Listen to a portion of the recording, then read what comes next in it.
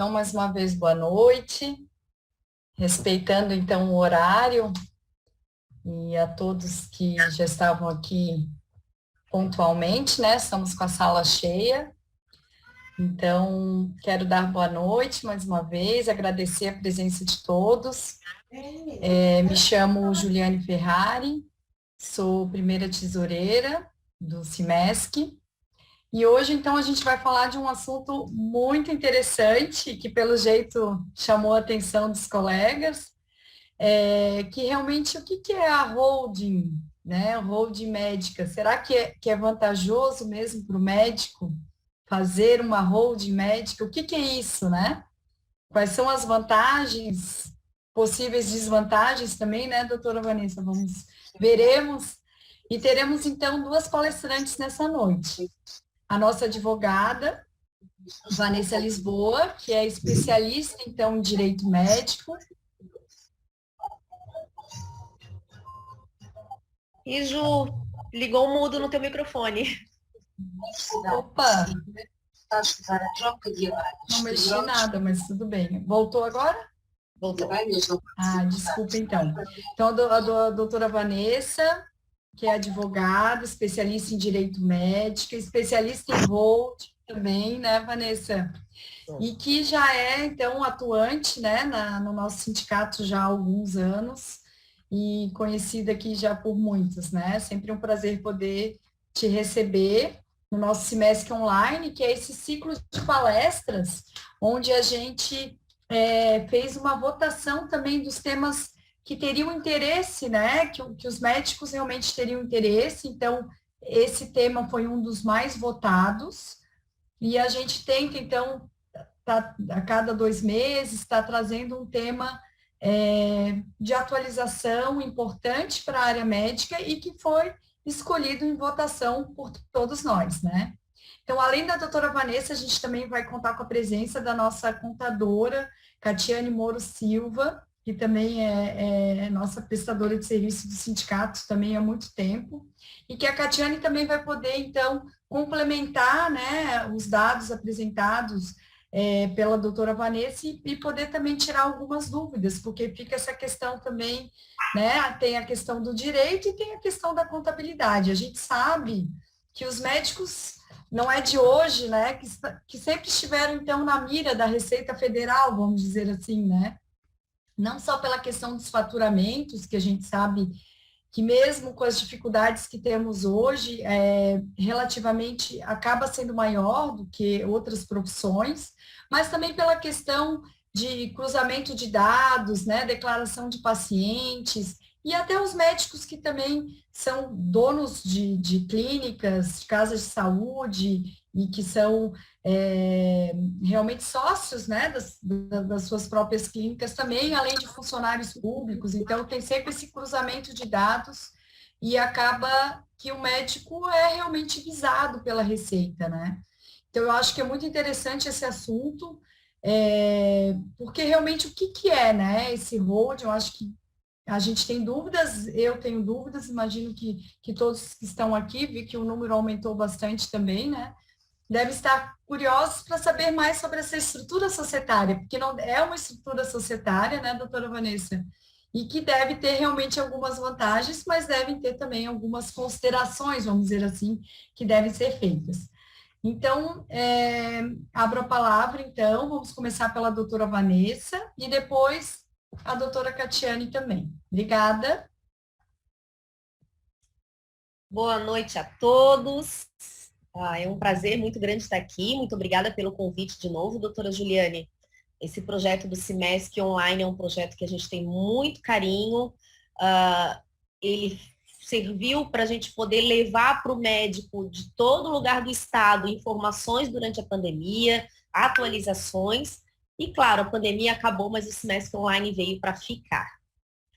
Eu vou iniciar aqui a apresentação.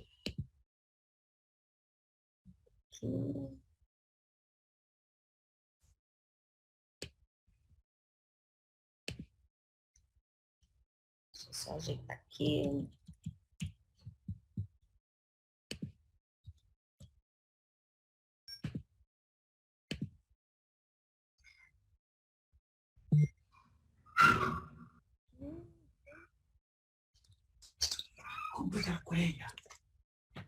Já está apresentando? Vocês conseguem ver? Ainda não, Vanessa. Tá. Agora sim. Chegou? Sim, mas não está em tela cheia. Ai, meu Deus, e agora como é que eu boto em tela cheia? Ficou em tela cheia? Não. Parece que tinha que dar 2 cliques, falava ali antes. Peraí, então deixa eu parar e começar de novo.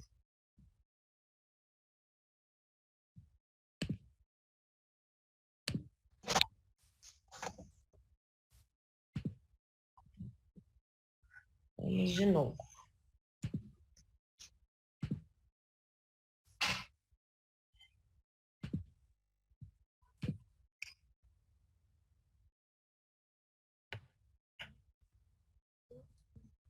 Ainda não.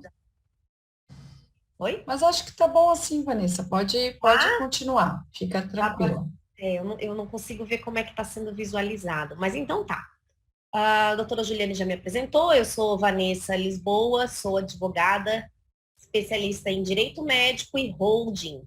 E é claro, em virtude da minha atuação no direito médico, acabei me especializando em holding para médicos. Inicialmente, antes de começar a falar propriamente sobre holding, é importante que a gente lembre os 3 grandes problemas que nós visualizamos que são do médico. Primeiro deles é inegável, que é a questão do processo de erro médico. Hoje, 1 a cada 5 processos, 1 a cada 5 médicos aqui no país possuem processo de erro médico.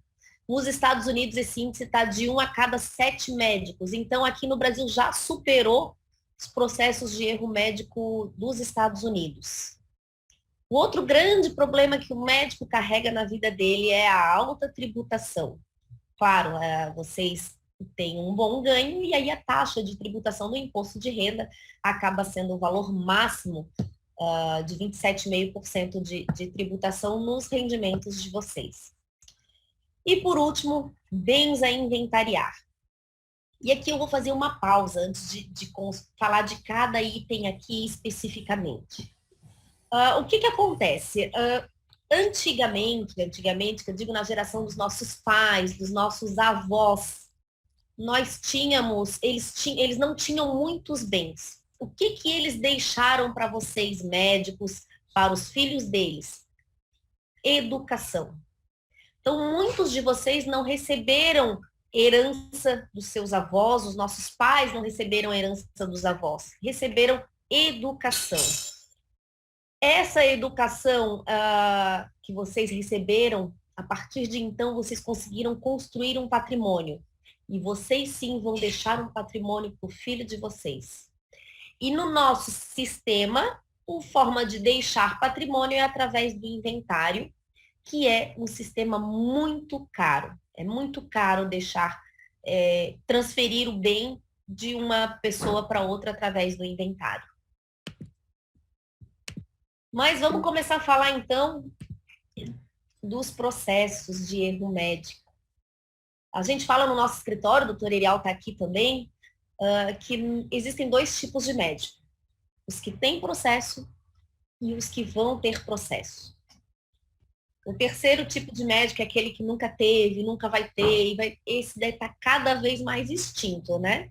Infelizmente, esses 2 tipos de médicos agora é o que a gente consegue ver. Então, quando alguém chega para a gente triste porque recebeu o primeiro processo, a gente, doutor, o senhor faz parte, infelizmente, agora do outro lado da estatística, dos que já têm, e não está mais nos que vão ter.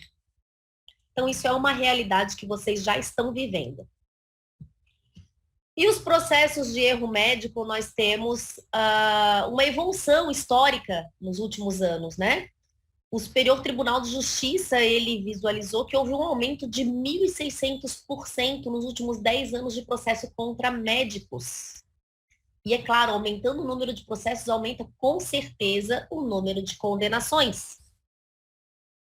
302%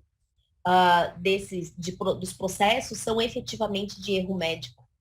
E 180%, um aumento de 180% nas condenações em processos por erro médico nos conselhos regionais, um aumento de 180% das condenações nos processos nos conselhos regionais de medicina e de 302% nos processos de erro médico. 7% dos médicos brasileiros possuem processo. Aqui é o contrário, é 7% dos médicos americanos possuem processo e 5% dos médicos brasileiros possuem processo. No nosso escritório, são dados de dezembro de 2019, depois com a pandemia a gente ainda não atualizou, mas será atualizado. Temos 15 mil médicos, tínhamos na época 15 mil médicos em atividade e 3 mil processos contra médicos. Isso foi um aumento de 500% nos últimos 5 anos dentro do nosso escritório. As defesas que a gente faz no processo, aqui no Conselho Regional de Medicina de Santa Catarina, representa 78% de todos os processos do Conselho. Então, 78% está sob os cuidados do nosso escritório. E nós temos um índice de absolvição de 92% nos processos judiciais contra erro médico. Então, é um índice muito alto, em virtude da especialidade que a gente tem em direito médico, a equipe do nosso escritório. 80% de todos os processos são processos indenizatórios. E aí eu falo todos os processos entre processo criminal, processo do conselho e o indenizatório. 80% de tudo que o médico é processado é sim indenizatório. Aquele processo que visa indenização, visa dinheiro, pecúnia, de um suposto erro praticado. E quais são as especialidades mais processadas? A ginecologia obstetrícia fica campeã, ela é 27% dos processos de erro médico é nessa especialidade, envolvendo tanto problemas de cirurgia ginecológica, esterectomia, entre outras cirurgias, e sim as complicações que acontecem nos partos. Então, o médico ginecologista e obstetra é o mais demandado de todos. Aí segue pela ortopedia e traumatologia, clínica médica, cirurgia geral, oftalmo. E em sexto lugar está a cirurgia plástica. Muitos acham que a cirurgia plástica está lá em primeiro lugar, mas não está. E aí, é claro, os valores das condenações. A gente faz uma nova pausa aqui, né? Então, aqui nós temos aqui o evento que causou a condenação. A condenação, o valor da condenação em segundo grau. E, por fim, o valor que o Superior Tribunal de Justiça manteve, ou aumentou, ou diminuiu. Bom, eu vou chamar a atenção aqui de um dos mais altos que temos, que é um paciente em estado vegetativo por erro médico. Eu entrei nesse processo para poder verificar o que se trata. Esse paciente depois faleceu. E esse processo dura ainda, ele ainda não foi liquidado, ele ainda não foi pago. Ele é um processo que iniciou em 2002. E essa condenação de 360 mil, ela incide um juro de 1% ao mês, desde a época dos fatos. Observe, desde a época dos fatos, da época do atendimento médico. Você estava sem som, e agora deu quando... Eu vou pedir para todos colocarem o telefone no mudo. O telefone, o áudio, né? O microfone. Então, esse processo de 360 mil reais, ele incide 1% de juros desde a época do evento, da data que aconteceu o procedimento. E esse procedimento aconteceu em 1999.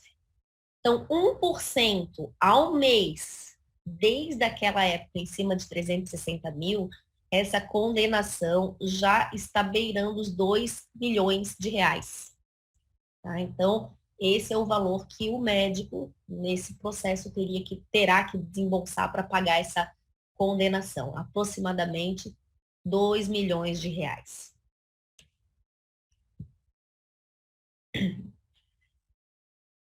A gente encerra aqui a parte do processo médico e vamos começar a falar de imposto.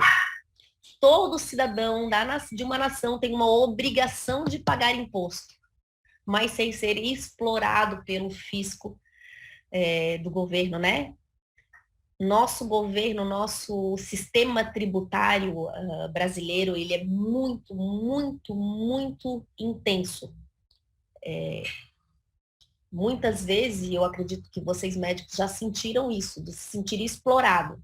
27,5% de tudo que vocês ganham é muita coisa, é mais de um quarto deixado no governo.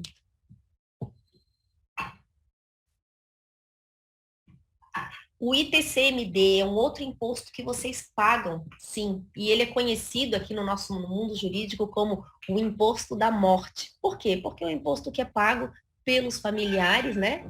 Depois que vocês, que as pessoas, que o dono do patrimônio morre. Então, é um imposto de transmissão de causa-mortes ou doação. Se, é claro, a sucessão ela é feita em vida, os bens passam através de doação para o sucessor em vida, é pago o ITCMD. Ou então, depois do óbito, pelo inventário. E aqui a gente fala de inventário, né? O inventário, ele é hoje no país uma triste obrigação, por enquanto. Falar um pouquinho de inventário. O médico, ele constrói um patrimônio, como eu falei, hoje vocês tiveram a condição de construir o patrimônio, porque o pai deixou aquela herança maravilhosa que foi o conhecimento, a educação. Essa eu acho que é uma das heranças mais preciosas que todos nós carregamos e que foi nos dado pelos nossos pais, né? A condição de adquirir esse conhecimento. E, é claro, cada um de nós agora está construindo um patrimônio. A construção do patrimônio do brasileiro é algo muito novo, é algo recente. E a gente constrói patrimônio para quê? Se não para deixar para os nossos filhos, para que eles possam melhorar, para que eles possam daqui em diante continuar e não começar do zero como muitos de nós começamos, como muitos de vocês começaram. Alguns literalmente começaram do zero, compraram a primeira casa, hoje já possuem um patrimônio legal que vai deixar para os filhos com a intenção que eles continuem essa construção de patrimônio, que eles usufruam isso e não que isso se perca com os anos. Então, vamos falando em inventário, vamos pensar um pouquinho no número dos inventários. Um imóvel que você tenha adquirido há 20 anos atrás, pagando 250 mil reais com a valorização do mercado financeiro hoje, deve estar valendo 1 milhão, 1.150 mil reais. Isso aqui é uma simulação, tá? Vamos imaginar isso. Só que na declaração de imposto de renda, você continua declarando 250 mil reais.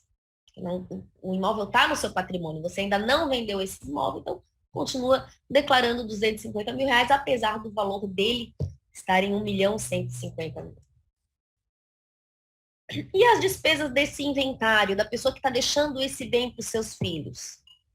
Vai pagar 8% de ITCMD, porque aqui em Santa Catarina é 8%, tem outros estados, cada é um imposto estadual, então cada estado define o valor, sendo o valor mínimo que nós temos é de 2% no estado do Amazonas, e o valor máximo de 8%, que é o valor praticado aqui no nosso estado. Então, 8% em cima do 1.150.000, que é o valor venal do imóvel, o valor que ele vale hoje.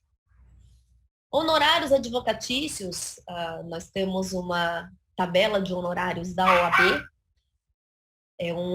A tabela ela não é uma tabela rígida, ela dá uma porcentagem que o advogado pode flutuar nessa porcentagem de 5% a 20%. Muitos advogados praticam 7% para inventário. Despesas de cartório, que vai gerar em torno de 5 mil reais. De certidões, 3 mil reais. E o registro do imóvel, que terá que ser feito no nome do filho de vocês, do filho da pessoa que está herdando esses bens, né?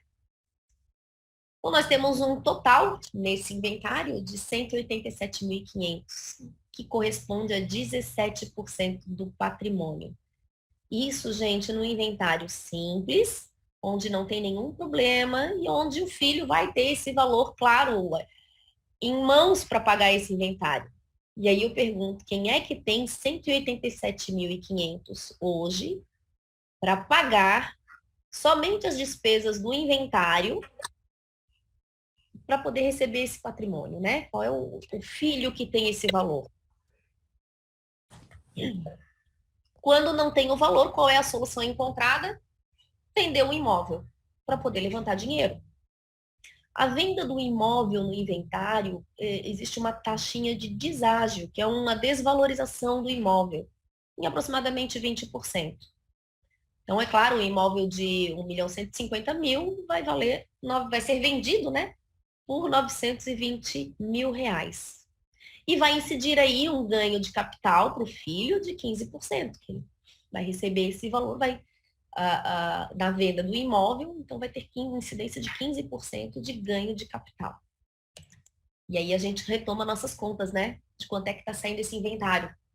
O imposto de renda, de 8%, os honorários, despesas de cartório, certidões, registros de imóvel, o ganho de capital, que totalizamos agora. Então, nós já temos um inventário de uma despesa de 288 mil reais. Resultado final, então, quanto é que o filho vai efetivamente receber? Ele iria receber um imóvel de 1.150.000 reais, mas, infelizmente, com a venda do imóvel desvalorizado, ele vai receber um saldo de R$ 643.500. Esse é o valor que o filho vai receber. Não é uma perda patrimonial de aproximadamente 44%. Às vezes eu digo que um inventário pode custar, pode consumir, pode morder até 40% dos bens, do valor do patrimônio, e as pessoas não acreditam, mas pode sim. Quantos de vocês já ouviram a história do colega, do vizinho, do parente que tinha um patrimônio bom quando morreu na hora do inventário, foi-se metade do patrimônio no inventário, seja com honorários advocatícios, seja com despesas do inventário, a família que brigou, vendeu bem, e isso, infelizmente, é uma realidade. Mas não precisa ser assim. A gente diz que a regra agora é outra, mudou. Quem tem filhos e tem bens, né? Essa aqui é como é, quando quem tem filhos e quem tem bens precisa fazer um inventário. E a boa notícia é que não precisa ser assim. Tem como evitar o inventário, tem como transferir para os filhos sem precisar passar por esse processo tão doloroso que é o inventário. Então, vamos voltar agora desde o início do que eu falei. Nós temos, então, a primeira questão toda, que era a dos processos de erro médico. Vamos falar agora de solução. Eu apresentei 3 problemas para vocês. Eu vou apresentar aqui 5 soluções e, é claro, vou falar sobre holding, que é o que nós temos de novidade. As outras já é do conhecimento de todos vocês. A primeira delas era a questão dos processos contra médicos, depois a alta tributação e o inventário. São os nossos 3 grandes problemas. E a solução? Primeiro de tudo, uma boa relação médico-paciente.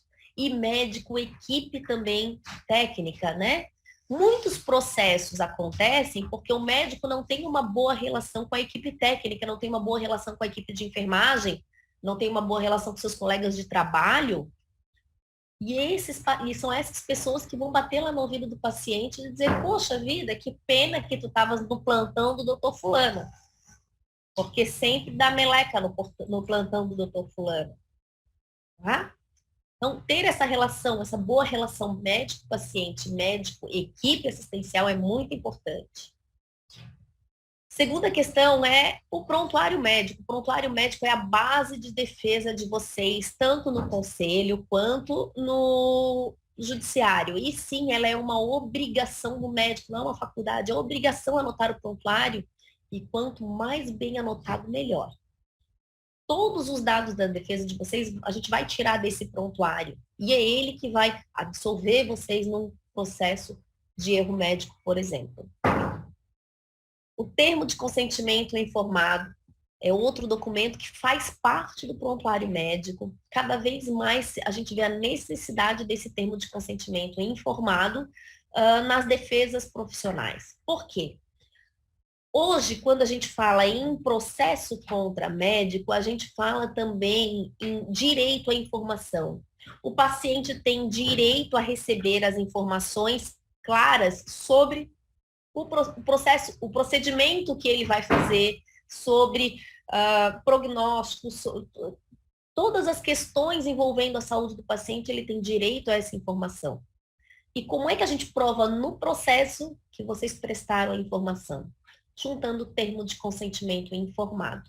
Tá? Ele não deve ser só um documento que o paciente assina lá na entrada do hospital. Ele tem que ser um documento que o paciente assina, que o paciente lê e que o paciente tenha a possibilidade de discutir as suas dúvidas do que está escrito ali. Um documento muito importante. A quarta e importantíssimo ponto que a gente fala em profilaxia do erro médico, em proteção do médico contra aquele processo que depois vai virar uma indenização milionária, é o seguro de responsabilidade civil. O seguro de responsabilidade civil hoje, há uns anos atrás, a gente perguntava para o médico se ele tinha seguro e ele nem sabia o que era. Hoje a gente vê como algo em que o médico não pode exercer a medicina sem o seguro. É algo assim imprescindível, é importantíssimo. O seguro ele tem várias funções e não é somente a de pagar a indenização. Quem já passou por um processo de erro médico e quem ainda não passou, e porventura pode um dia passar, o seguro de responsabilidade civil, ele paga os honorários do perito. Sim, porque o médico, a prova pericial num processo desse, ela é importantíssima e é através do seguro de responsabilidade civil que a gente consegue pagar e isso não torna mais uma condenação para o médico, né? Porque se defender é muito caro. O honorário de perícia médica hoje está em torno de 4 a 10 mil reais somente para se defender, só a parte dos honorários. E o seguro pode sim arcar com esse valor. E por fim, o nosso tema de hoje, a holding médica. No que a holding médica pode ajudar nessa proteção patrimonial, nesse planejamento tributário e nesse planejamento sucessório?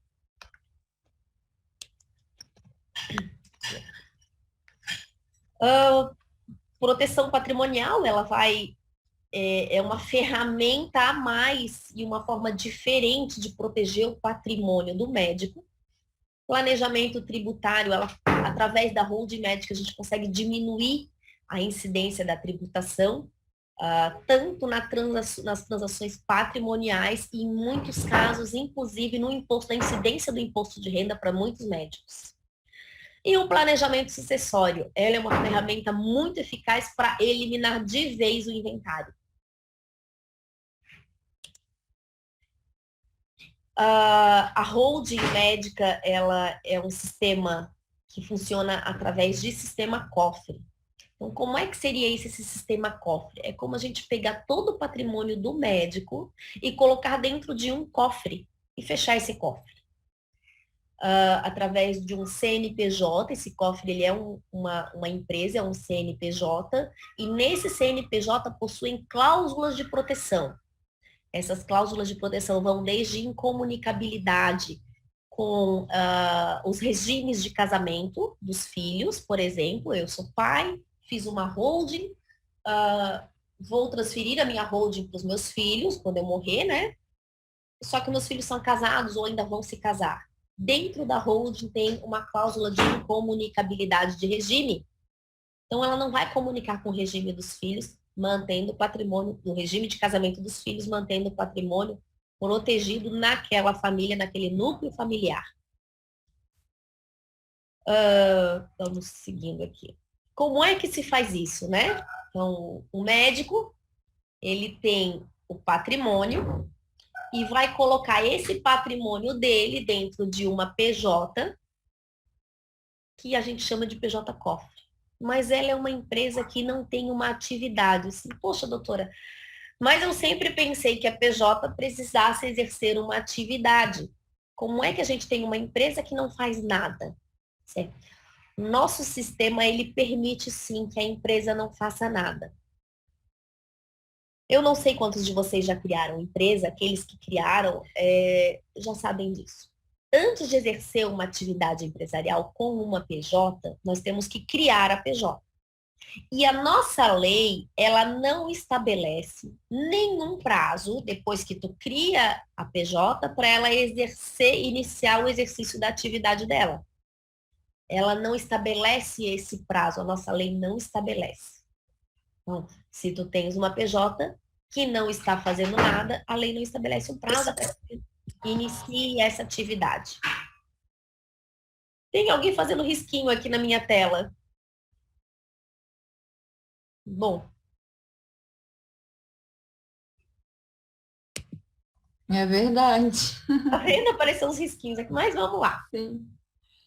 Depois que a gente coloca esse patrimônio dentro da célula cofre, sempre que eu falar célula, a gente entende um CNPJ, tá? A gente coloca dentro dessa célula cofre, a gente, com essas cláusulas de proteção, inclusive cláusula de empenhorabilidade, que é uma outra cláusula de proteção que a gente coloca, uma parte do nosso sistema de holding está pronta, que é a parte de proteção patrimonial. E aí a gente precisa fazer a sucessão. E como é que a gente faz a sucessão da célula cofre? A gente faz a doação da célula cofre para os filhos.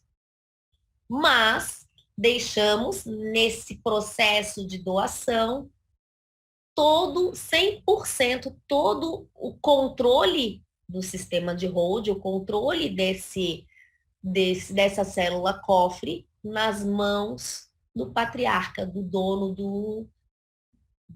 dos imóveis, daquele que efetivamente adquiriu esses imóveis e está fazendo esse sistema. E apenas depois que essa pessoa venha a óbito, a gente diz que é um documento que é o documento de gatilho, que os filhos vão levar lá na junta comercial e vão tomar posse, sim, da administração dos bens, porque a propriedade já vai ser deles através da doação do sistema de holding. Então, vou repetir para entender. Depois que o pai coloca o patrimônio no cofre, com cláusulas de proteção, ele doa o cofre para os filhos, porém ele fica com a chave do cofre. Só ele pode abrir e mudar o que tem lá dentro, vender imóvel, administrar, fazer o que ele quiser lá com essa chave do cofre.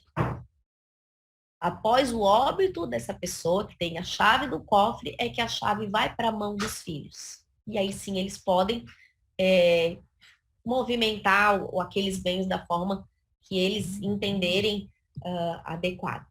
Então, essa aqui é a parte do planejamento sucessório.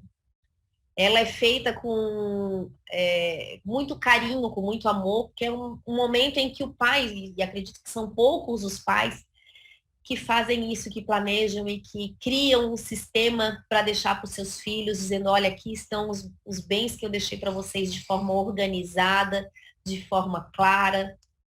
Então, isso é um sistema muito bom, muito maravilhoso, né? E a partir de então, os filhos então passam a ser donos do cofre, que o cofre é dono do patrimônio. Tá? Essa movimentação que é feita. Gente, eu não sei tirar esses risquinhos, tá? Vou deixar aqui.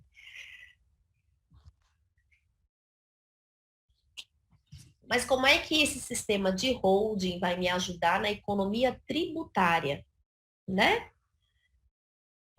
Eu vou falar aqui sobre a economia tributária na sucessão, na parte sucessória. E a Catiane depois vai entrar com essa parte da economia tributária do imposto de renda, tá? Eu vou dar uma pincelada aqui, mas a Catiane vai falar mais efetivamente sobre isso. Então, como a gente voltando, então, àquele cálculo do inventário que nós tínhamos, né? Onde o gasto total do inventário ficava em 288 mil, e aqui, é claro, não estou levando em consideração o valor que a pessoa recebeu, né, de bem, que deu aquela perda de 44%, mas sim os gastos totais desse inventário. E como é que ele fica com a holding? Tá? Com a holding, sobre o ITCMD, nós temos algumas possibilidades. Fazendo a holding aqui em Santa Catarina, ela fica em 8%. Mas existem alguns modelos de holding que a gente pode escolher. Sim, quando é pessoa jurídica, a gente pode escolher onde é que vai ser o estado que vai tributar. E como eu falei, tem estados que tributam 4%, estados que tributam 2%. E a gente pode fazer isso, tá? E permanecer nesses estados por 5 anos e depois trazer a holding para cá. Deixa eu... E depois trazer a holding para cá. Outra diferença grande é que, em vez de incidir essa tributação sobre o valor de 1.150.000, que é o valor atual do bem, ela vai incidir sobre o valor de imposto de renda, aquele valor da compra do imóvel. Então, ela vai baixar de forma considerável, de 8% sobre 1.150.000 para 4% de 250.000. Ai, Vanessa, mas eu quero fazer a minha holding aqui. Então, tá, podemos fazer 8% de 250.000. Então, essa é uma possibilidade muito grande. Os honorários advocatícios, em vez de ser 7%, ele pode ser acordado com o advogado. O advogado que vai construir a holding de vocês pode fazer a proposta. Não, o preço para a construção da holding é esse. Um valor fixo de honorários. Não tem incidência de cartório, não tem certidões a serem emitidas, porque a holding já vai ser construída, essas certidões elas vão ser emitidas, esse cartório, no momento da construção da holding e não no momento do inventário. E o registro de imóveis vai cobrar, sim, sobre o valor de 250.000 e não sobre o valor de 1.150.000. E ganho de capital não tem, porque quando a gente integraliza o bem na holding, não tem incidência de ganho de capital. E quem vai receber o patrimônio também vai receber aquela holding inteira, não tem essa incidência. Então, aquele total de gastos do inventário de 288.000 vai baixar para 38.000. É uma diferença muito grande de tributação e de gasto que seus filhos teriam e que não vão mais ter. Dá uma economia nesse cenário simulado de 86%. Existem outros tipos de cenários, existem outros tipos de sistema de holding, a gente chama de sistema porque ele pode ter várias células. Nós conhecemos muito bem o sistema de holding de 3 células, onde existe a célula cofre, a célula do planejamento sucessório e uma terceira célula, que seria uma célula veículo para transferir o patrimônio. Nesse sistema de 3 células, a gente consegue 96% de economia.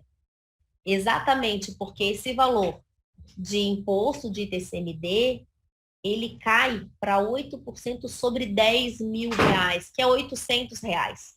É um valor muito baixo.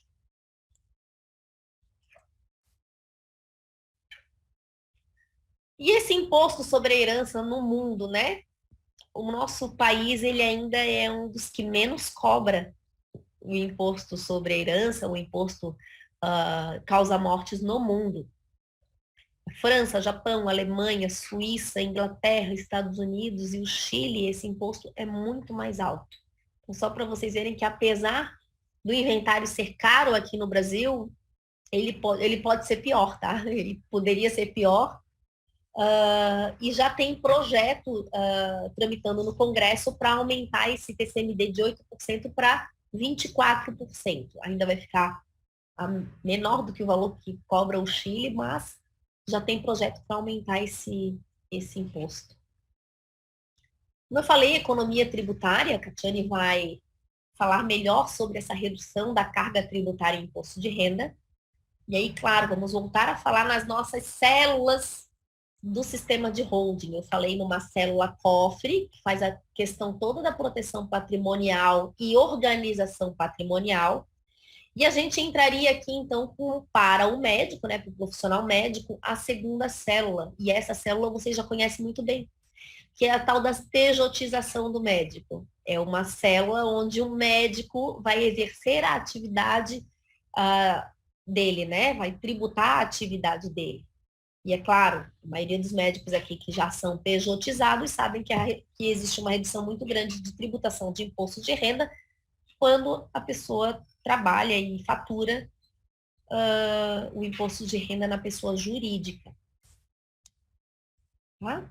Não era isso que eu tinha para falar. A Catiane agora vai entrar para falar um pouquinho mais e simular algum cenário de tributação do médico e quanto ele pode economizar anualmente trabalhando e tendo um sistema de holding. Muito obrigada. Obrigada, Vanessa. Tem aqui um pessoal reclamando do som, para mim está normal.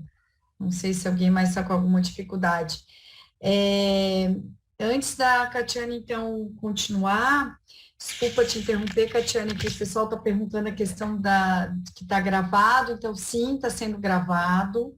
Então, até o final da semana vai ser disponibilizado, então, pelo pessoal do marketing da imprensa, o link e o e-book também do material produzido pela doutora Vanessa, tá? Então, fiquem tranquilos, para o e-mail que está cadastrado. Então, a gente vai agora continuar com a Catiane, né? E depois, no final, eu vou começar pelas perguntas que já estão ali no chat, né?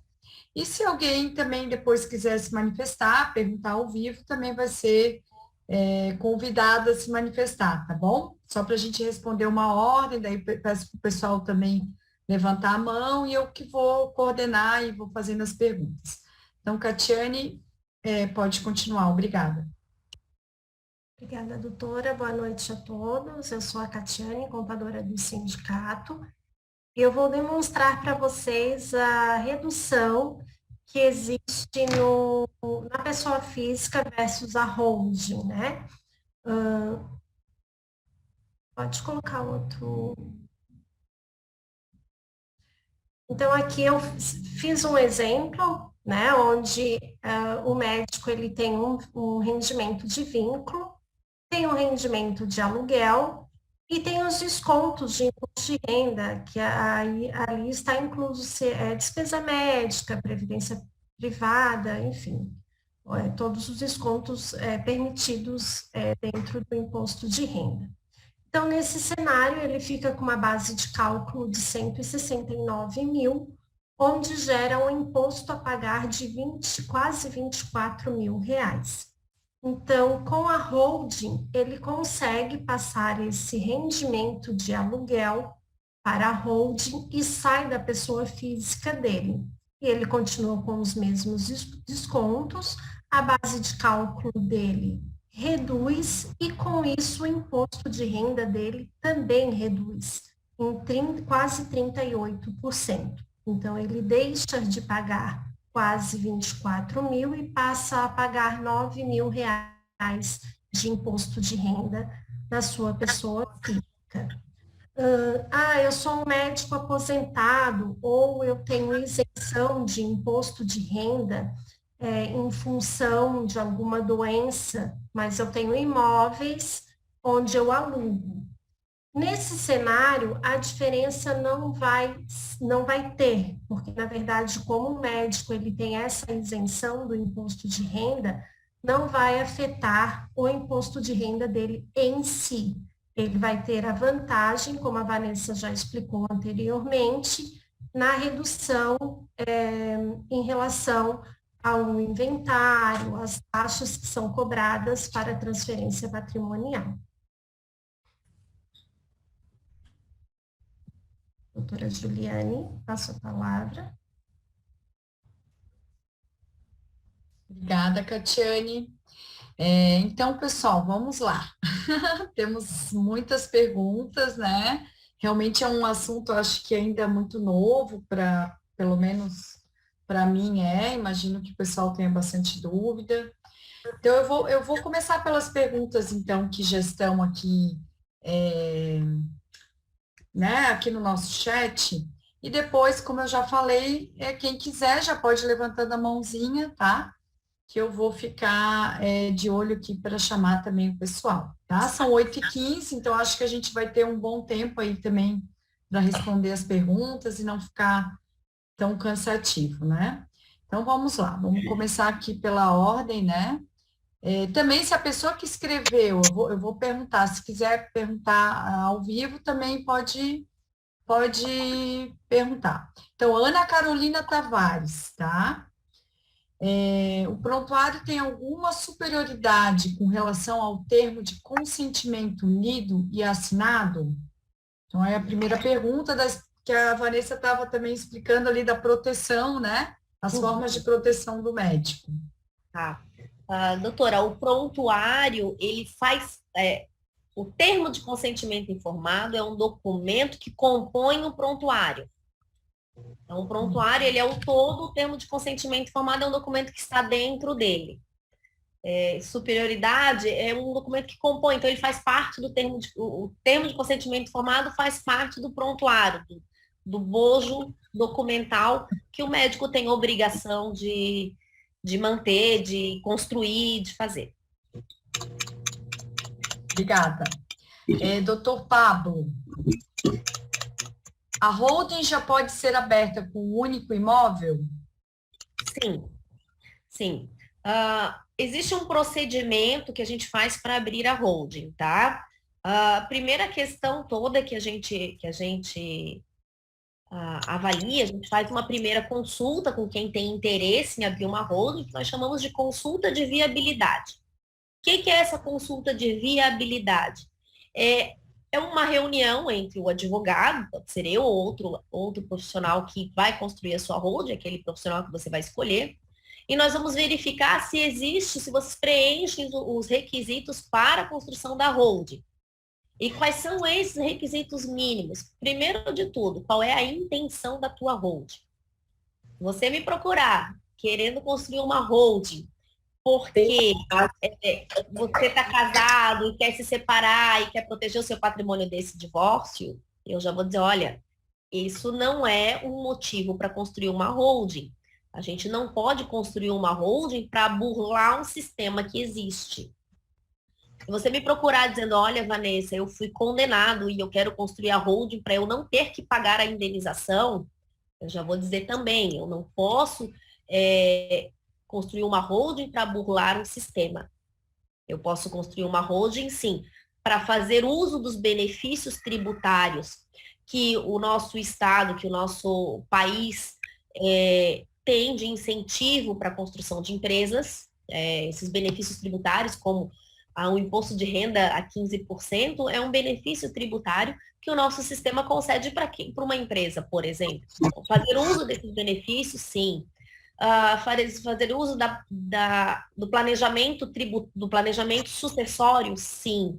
Fazer uso da proteção patrimonial que a holding tem e dos gatilhos que ela tem de proteção patrimonial, das cláusulas de proteção patrimonial de um casamento futuro do seu filho, ou até do atual casamento do seu filho, mas a holding ainda não passou para ele, sim, isso a gente consegue. Então, o primeiro requisito é ver o intuito da pessoa de construir a holding, e nessa primeira reunião a gente esclarece. Depois que tem essa primeira reunião, a gente constrói o projeto da holding. E a holding ela é um sistema muito personalizado, é como construir uma casa. Você não constrói uma casa sem um projeto dessa casa. Se construir sem um projeto, a casa até vai ser construída, mas provavelmente não vai ficar com aquele detalhe que você gostaria. Então, a holding é a mesma coisa. A gente constrói o projeto da holding de acordo com a necessidade, com a vontade de cada médico. Tem médico que pediu para fazer a holding e ele tinha 2 filhos. E ele não criou uma célula cofre, ele criou 2 células cofres. E já dividiu o patrimônio para cada célula cofre. Então, esse é um sistema de holding daquele médico, ela é muito personalizada. Então, o segundo passo é construir o teu projeto da tua holding. E aí, o terceiro passo é executar o projeto. Como quem constrói uma casa, a gente constrói uma holding. Acho que respondi a pergunta. Eu penso que sim. Daí, se as pessoas, acho que se quiserem se manifestar, levantam a mãozinha. Eu já vi que tem uma mãozinha aqui levantada. Então, a gente vamos continuando, né? Holding e administradora de bens tem o mesmo potencial de blindagem de patrimônio? A Doutor administradora, André, desculpa, doutor André, tudo bem? Corinti. Doutor André, quando a gente constrói uma holding, a gente pode fazer dentro da holding a célula administradora de bens, tá? Ah, o que é importante se ter numa holding, tá? É muito importante tu dividir o teu patrimônio. E onde está o teu patrimônio, ele não exerce nenhum tipo de atividade. Por quê?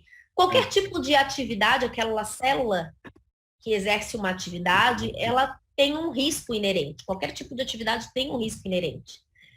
A atividade médica tem um risco que vocês já conhecem da atividade médica. Se for uma célula de locação, quando tu loca para alguém, também tem um risco. Já pensou? O cara tá lá no imóvel e aconteceu, enfim, o imóvel caiu, pegou fogo. A quem ele vai processar? Vai processar o dono do imóvel. Se o dono do imóvel tá na célula, vai processar quem alugou ele. Quem alugou é o proprietário daquele imóvel, é aquela célula cofre, ele expõe aquela célula cofre em risco. Então, a gente cria uma barreira, isolando os bens numa célula, e aí sim faz uma célula de administração, que seria uma célula operacional. Tá? Isso faz parte da holding. Então, pode. Eu não aconselho ter uma única célula que faça tudo. Eu aconselho sempre ter mais de uma célula exatamente para isso, para ter essa divisão e essa proteção patrimonial mais efetiva. Ok. Boa noite, doutor Martim. No caso de uma holding familiar, cujos sócios são a esposa e os filhos, como integralizar os bens, já que o casal é casado em comunhão total de bens? É necessário uma anuência por parte do marido ou basta uma cláusula no contrato da holding? Vamos lá. Temos algumas formas de fazer isso, tá? Nosso sistema ele não permite que marido e mulher em comunhão parcial ou em comunhão total de bens sejam sócios. Isso não pode. Nosso sistema brasileiro não permite. Nós podemos usar dois caminhos. Um é a anuência, que é algo que o nosso sistema autoriza, né? A anuência, a autorização do cônjuge. E aí o sistema ele vai ser feito no nome de um com a anuência do outro. E a outra forma que é a mais utilizada é a condomínio de cotas. Os donos da cota é o condomínio de cotas formado pelas duas pessoas. Essa é uma forma, é algo bem novo. São poucos advogados que usam esse tipo, mas sim aceito para fazer a holding. O condomínio de cotas entre marido e mulher. O dono da cota é uma pessoa só, que é o condomínio formado pelos dois. Seguimos. Qual o custo de manutenção mensal anual da holding? Custo de manutenção mensal e anual. Como eu falei, sistema de holding, ele tem vários formatos, né? Cada formato vai ter um custo diferente. Com a Catiane, nós fizemos uma parceria, e uma parceria, inclusive, com o sindicato, para poder reduzir esse custo para o médico. Então, a holding formada de célula não operacional, aquela que não exerce nenhuma atividade, ela tem um custo anual de um salário mínimo. R$1.000, se não me engano. Eu não me lembro se é um salário mínimo ou se é R$1.000 cheio, assim. Mas é um valor anual por célula não operacional. E a célula operacional, que faz parte do sistema de holding, mas ela é isolada, ela vai ter um custo aí de contabilidade de um contador normal. É como você criar uma empresa para tributar através da empresa na célula operacional. Então, o sistema de holding, de proteção patrimonial e de planejamento sucessório, ele tem um custo de um salário mínimo por ano. Se botar na ponta do lápis, a doutora Juliane, quem foi que fez a pergunta, doutor Martinho? Desculpa, doutor Diogo. Doutor Diogo, se botar na ponta do lápis, doutor Diogo, dependendo do seu planejamento, o que o senhor vai ter de redução do tributo do ITCMD, ele pagaria 200 anos da sua vida, assim, você teria que ver 200 anos para pagar isso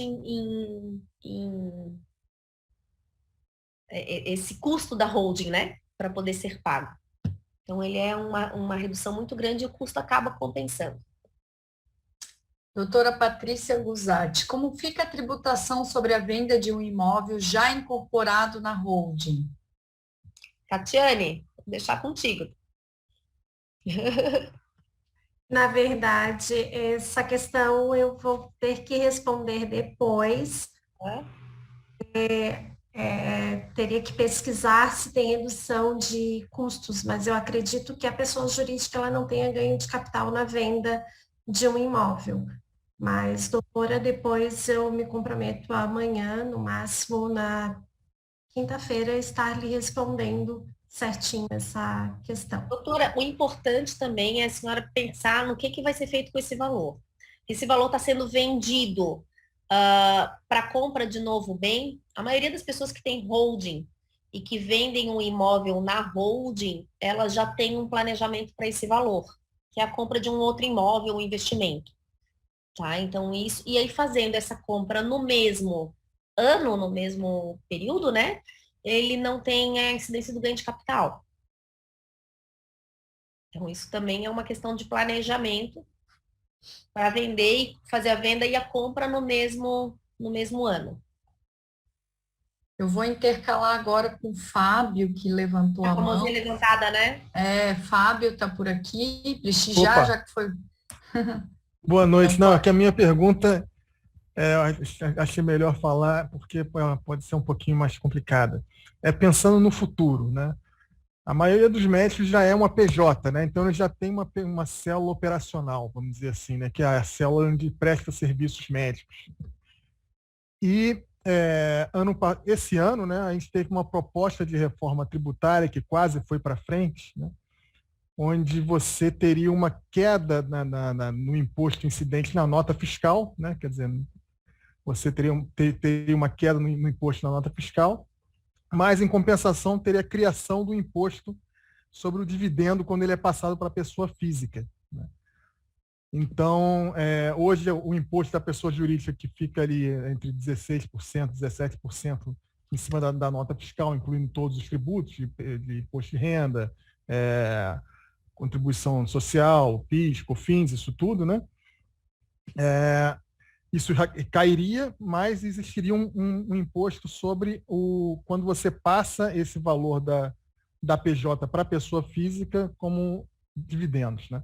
A minha pergunta é o seguinte: nesse cenário, né, existe algum caminho onde você tem uma holding com uma célula operacional que você conseguisse manter o seu dinheiro na PJ sem passar para a pessoa física, sem se transformar como dividendos? Isso tanto para dividendos para sua receita como médico, né, de prestação de serviço médico, como, por exemplo, se você tiver uma célula operacional de aluguel de imóveis ou outra empresa que faça alguma outra coisa. Doutor Fábio, eu entendi a pergunta. É um cenário que eu vou ter que visualizar, tá? Eu ainda não, assim, de pronto, eu não vejo como o senhor contabilmente, né? Colocar a mão no dinheiro que o senhor está faturando numa pessoa jurídica sem fazer, sem transportar ele para a pessoa física de forma legal, né? Uhum. E aí isso é ainda uma proposta, um projeto, não está aprovado. Mas eu não vejo outra forma senão fazer sim a liquidação desse valor para passar ele para pessoa física e só poder usufruir ele como pessoa física, né? Entendi. Claro, todo o valor que o senhor vai receber, dependendo do seu sistema de holding, o senhor não precisa transferir todo ele para a pessoa física, o senhor pode transferir a parte que vai efetivamente utilizar, né? E a outra parte investir, talvez até transportar ela. Que a holding é dona da minha casa, né? Entendi. E aí a minha casa tem que pagar a conta de energia elétrica, tem que pagar várias coisas, tá, doutora, a holding é dona da casa, né? Aí deixa eu te explicar, doutor. A holding é dona do imóvel. da Isso. casa, o imóvel. A posse da casa, que é quem efetivamente vai gastar a luz, vai gastar a água, a posse é o senhor, tá? Como fazer essa transação? A gente também no sistema de holding, essa é uma dúvida muito bacana, tá? Quando a casa está na holding, na célula cofre, e nós temos ou uma célula operacional, ou talvez até a pessoa física fazendo a alocação do bem.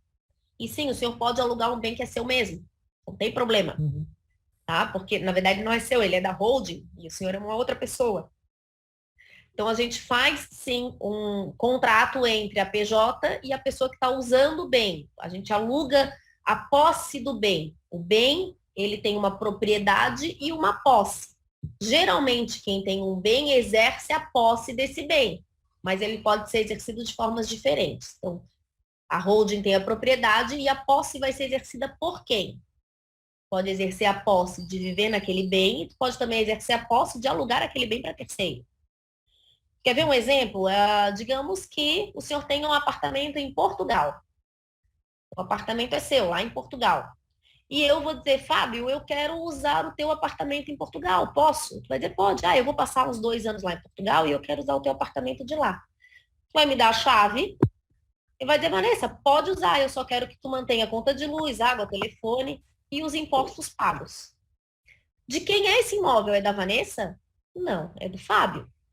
Aí eu tô lá em Portugal e eu tô com a posse do imóvel.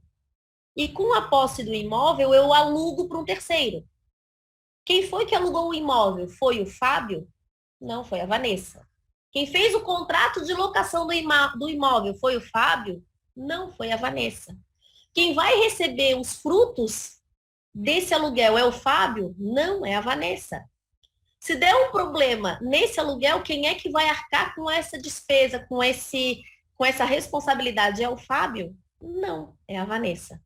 Porque a Vanessa está exercendo a posse do imóvel. Então tem que ter muito diferenciado a propriedade da posse. Consegui responder, doutor Fábio? Não, tranquilo. Ou criei mais dúvidas? Não, acho que é por aí, porque, na verdade, acho que o benefício fiscal sucessório de uma holding, acho que isso está bem claro, né? Uhum. Agora, o que eu estou imaginando é o seguinte, é como a gente pode colher um pouco desse benefício no dia a dia também, né? Sim. Então, acho que talvez se passar essa reforma tributária, que eu acho que é provável que passe ano que vem, independente de quem ganhar essa eleição, e os caras vão dar um jeito aí de aumentar imposto em cima da gente. Espero que seja em 2 etapas mesmo, né? Não na primeira etapa logo de cara, né? Então, a gente conseguir alguns jeitos nesse meio aí, com algum sistema de holding, né? Ou seja, uma que recebe, outra que é a célula do cofre, a outra que gere, enfim. Então, isso tudo ficar circulando entre PJs de uma forma de não seja tributado, entendeu? Como distribuição de lucros, como se fosse uma pessoa física, entendeu? Que é o que a gente faz hoje, né? Uma coisa importante que a gente tem que entender é que o nosso sistema, as nossas leis, são feitas por pessoas que se beneficiam desse sistema. Sim. Tá? Então, apesar do médico daqui do sul aqui ainda não usar o sistema de holding a seu benefício, o pessoal lá de cima já está careca de conhecer esse sistema, de criar esse sistema. Tá? Então, são pessoas que se beneficiam com isso. Por que vocês acham que uns anos atrás um político famoso aí falou que não tinha nada no nome dele? Não é nada meu. Porque realmente não é. Não estava nada no nome dele. Por que vocês acham que como é que é esse plano de saúde agora que faliu? Que o cara tá andando de jatinho, de lanche, de tudo quanto é lugar aí, a gente não consegue pegar dinheiro dele. O que vocês acham que ele tem? Ele tem holding. Tem um sistema de holding bem montado. Tá? Então são exemplos. Né? Vamos lá. Vamos continuar aqui, porque tem bastante pergunta, mas é muito interessante. Obrigada pela sua contribuição, doutor Fábio. O doutor Estefânio, que é o próximo, ele fez várias perguntas. Eu não sei se ele quer se manifestar ao vivo. que eu vi que ele fez várias perguntas. Eu vou fazendo aqui a pergunta, se ele quiser se manifestar, levanta a mão. Para abrir uma holding, funcionaria como uma empresa, assim haverá pagamento, custos, contador desde a abertura da empresa. Acho que essa já foi respondida, né? Deixa eu procurar outra dele aqui. Em um possível processo por erro médico, os bens da holding estão protegidos? Acho que essa questão, né, que também acho que outras pessoas já perguntaram. E cada célula é um novo CNPJ? Então, vou deixar aqui, não vi aqui Vamos lá, se cada ele... célula é sim um novo CNPJ, tá? Existem sistemas de várias células, de duas, de três. Cada célula é um CNPJ diferente. O sistema de holding mais simples é de uma única célula, onde faz o planejamento já sucessório nessa célula. Sobre a proteção patrimonial. O nosso tribunal hoje está com um sistema chamado Sniper, que ele é um sistema super novo que os juízes têm. A maioria dos advogados ainda não sabem da existência dele, não sabe da capacidade desse sistema de cruzamento de dados, tá? Ele cruza os dados em várias camadas, o sistema Sniper. Se eu boto um CPF nesse sistema, ele vai pegar tudo que o meu CPF já fez e todas as ligações que ele tem em várias camadas. Por exemplo, eu fiz uma transação, eu fiz uma holding e eu botei o CNPJ da minha holding. Aí ele vai pegar os bens que estão ali naquele CNPJ, vai ver que aquele CNPJ está vinculado ao meu CPF, que o meu CPF está vinculado a vários outros CPFs de compra, de venda, de criação de empresa, de fechamento de empresa, de contratação. Então, ele é um emaranhado, assim, é um sistema fantástico de rastreamento que serve para evitar fraude. Se protege o patrimônio, vai depender do momento que tu estás criando a tua holding. Se tu criares uma holding já com um processo em execução aberto, eu já vou te dizer que não vai proteger. O juiz vai entender que está acontecendo uma fraude à execução. Mas tu já tens uma execução aí em andamento e começar a tirar o teu patrimônio, ele vai ver que tu fizesse isso já recentemente. Mas se tu faz o teu planejamento de holding sem ter um processo de execução aberto, a gente pode sim defender o patrimônio através do sistema de holding. Ótimo, obrigada. Doutor Renato Poli, quais os passos ou caminhos para a abertura de uma holding? Eu já expliquei, a gente tem as 3 etapas. Eu imagino, eu acho que já foi explicado, não sei se o doutor Renato quer se manifestar aqui, doutor Renato.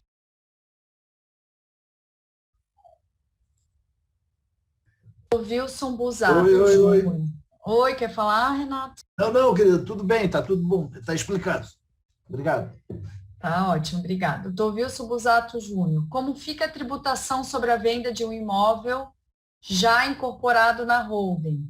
Já foi respondido. Também inclusive, já foi colocaram um comentário ali, 6, doutor André respondeu, né? 6,96% sobre o valor total da venda do imóvel. Tá. O gasto inicial, doutora Isadora, seria somente os honorários advocatícios para construir a holding? Não. Os honorários advocatícios é um dos gastos que vai ser pactuado com o advogado.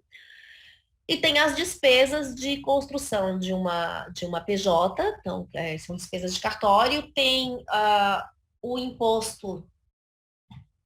Aí depende qual é a fase da holding que tu vai fazer, né? Até onde que vai ser feito. Se for só para construir a célula cofre e não for transferir, não fizer o planejamento sucessório agora e não transferir nada para os herdeiros, para a integralização dos bens na célula cofre, não cobra ITCMD. Alguns municípios, nem todos, estão cobrando ITBI, e nós entendemos que não deveria ser cobrado, porque existe a isenção.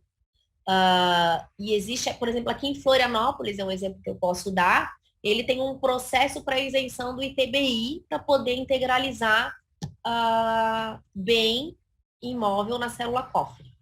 Tá? Então, se tu não respeitar esse processo, ele vai acabar cobrando o ITBI. Alguns municípios cobram e a gente tem meios jurídicos para conseguir essa isenção, mas é algo que não dá para prometer, né? A isenção do ITBI. Mas o ITCMD não tem incidência e despesas de cartório. Obrigada, doutora Vanessa. Então, doutor Cleverson, o custo da manutenção da hold já foi respondido. Doutor Stefânio, então, também respondemos. Doutor Pablo agradeceu. Edu, para quem deve ser pago esse salário mínimo não operacional? Esse salário mínimo não operacional, quem cobra é o contador para fazer as declarações anuais dessa célula não operacional. Tá ótimo. Catiane, queres acrescentar alguma coisa? Ligasse a câmera. Esse valor, tá? Ele varia de contador para contador. Esse salário mínimo é uma parceria que eu e a Catiane fizemos com o médico, pelo sindicato para o médico filiado. Filiado, é. Tá. Deixa eu ver aqui. Doutora Adriana, bens mobiliários, ações, títulos de tesouro, debentures, podem fazer parte da composição da holding? Debentures, Sim. Você fala. Sim. A holding, ela nasceu da lei das SAs. Então, uma das atividades econômicas que a gente coloca na holding é a atividade de participação societária em outras empresas. Então, colocar ações dentro de uma holding vai fazer, inclusive, com que essa tua holding já comece a estar exercendo a atividade para a qual ela foi criada, que é participar de outras empresas. Tá? Então, é perfeitamente aceitável bens mobiliários, móveis, carro, lancha, jatinho, pode botar tudo na holding. O pessoal respondeu aqui que é o dono da GEMED, né? Isso. Eu acho que foi. Tá, doutor André respondeu ali para a Patrícia, né? A questão da tributação, agradecimentos, né? Vamos ver, acho que o doutor Wilson fez uma nova pergunta aqui. Não sei se ele também quer se manifestar. No caso de vários imóveis com uma grande valorização, para pensar em termos de venda a médio prazo, é mais vantagem holding ou administração de bens? A gente pode criar essa administração de bens. É que a administração de bens, ela faz parte da holding, né? Ela é uma célula, uma dessas células. Tá? Então tem que pensar assim, a holding é um sistema. Teu sistema, tu queres com célula com administração de bens. Tem sistemas que não quer célula com administração de bens. Então, ela é uma célula, mais uma célula do sistema de holding. Cada um tem um sistema diferente e vai depender da necessidade de cada um. Gente, no chat aqui eu não tenho mais perguntas. Eu também procurei aqui ver se alguém está com a mão levantada. Não temos também, tá? Então, vamos ver se alguém quer falar mais alguma coisa, fazer algum comentário, considerações finais. O doutor Ciro está presente. Doutor Ciro, que aí eu também posso abrir agora a palavra para o doutor Ciro, se ele estiver aqui presente, para também, não menos importante, né, do que nosso semestre online, que a gente já tem feito, né, há algum tempo, como a Vanessa falou, que com muito carinho, né, Vanessa? A gente também não pode esquecer que hoje realmente foi um tema especial, vamos dizer assim, pensado, por causa que amanhã é o dia do médico, né? Então, foi feito realmente esse tema pensando, né, no dia do médico. Então, o pessoal está aqui agradecendo, acho que realmente não tem mais perguntas, então. Doutor Ciro, você quer dar uma boa noite para todo mundo aqui, se manifestar? Deixa eu ver aqui, se eu acho ele.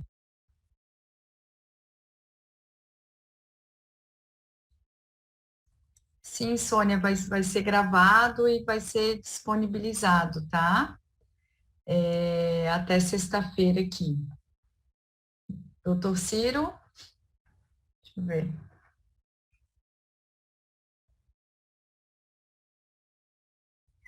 Então, vou deixar, então, primeiramente aqui para a Catiane e a Vanessa darem suas considerações finais, né? Ó, o pessoal está dizendo ali, melhor presente do Dia do Médico. Que bom. Eu acho que informação, né, conhecimento é sempre um grande presente, né? Como a Vanessa falou até no começo, que os nossos pais, outras gerações deixaram para a gente conhecimento, deram realmente informação e realmente é um excelente presente. Então, eu vou deixar vocês darem as últimas considerações e eu vou encerrar, então, depois com vocês. Gente, esse tema foi escolhido com carinho, é algo muito novo, apesar de não ser novo no Brasil e no mundo, é muito novo para o médico. Trabalhar com holding, ter um sistema de holding, montar um sistema de holding e se beneficiar de tudo que esse sistema pode oferecer. A gente preparou também um PDF, que eu não vou dizer que é um e-book, mas é um mini e-book para deixar para vocês, contendo essas informações que eu apresentei aqui. Eu não esgotei o tema, eu só introduzi o tema. Eu realmente espero ter deixado muito mais dúvidas do que soluções, porque esse é um tema vasto e maravilhoso de se falar. Espero poder depois conversar com vocês e poder estudar a situação de cada um e oferecer a melhor forma de holding e tirar as dúvidas que porventura venham a partir desse momento que vocês vão começar a estudar esse assunto. Ele é um assunto maravilhoso e ele é um assunto para toda a família, né? Não é um assunto só para o médico, ele é para todos, independente da profissão da pessoa, todos podem se beneficiar com o sistema de holding. É isso, boa noite. Obrigada, Parabéns, Vanessa. Parabéns pelo Dia do Médico, que é amanhã, a gente comemora, é uma data maravilhosa. Vocês estão de parabéns pela profissão que vocês exercem e vocês escolheram. Obrigada. Catiane?